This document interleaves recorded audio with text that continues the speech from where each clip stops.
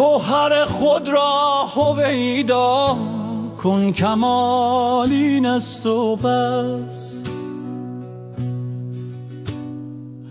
خویش را در خویش پیدا کن، کمال این است و بس.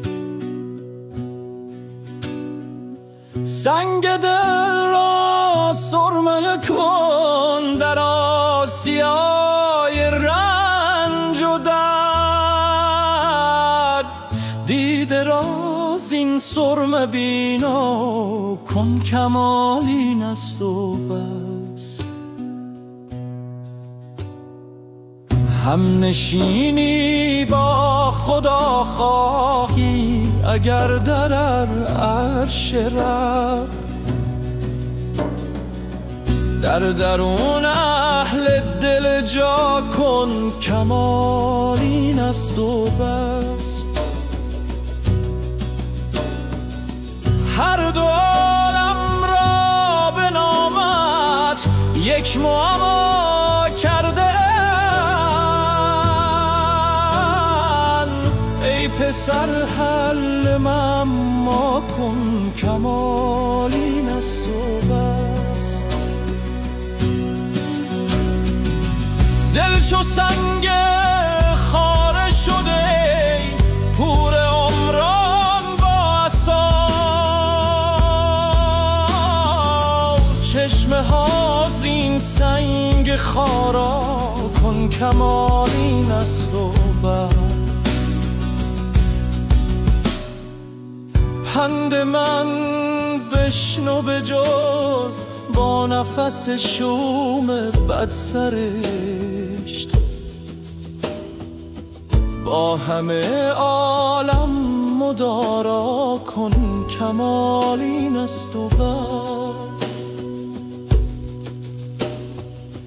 ای معلم زاده از آدم مگر داری نژاد، چون پدر تعلیم اسما کن، کمال این است و بس.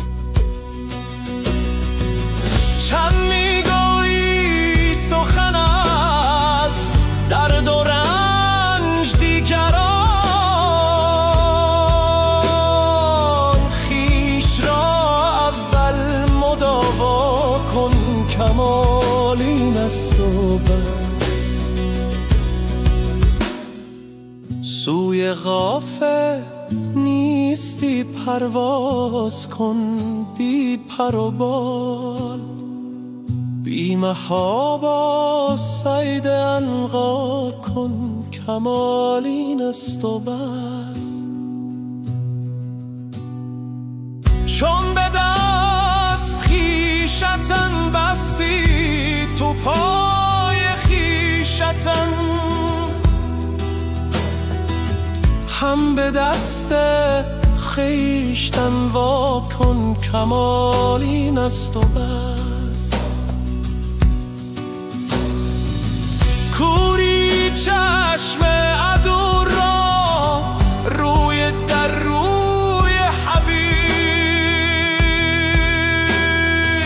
خاک ره بر فرق اعدا کن، کمال این است و بس.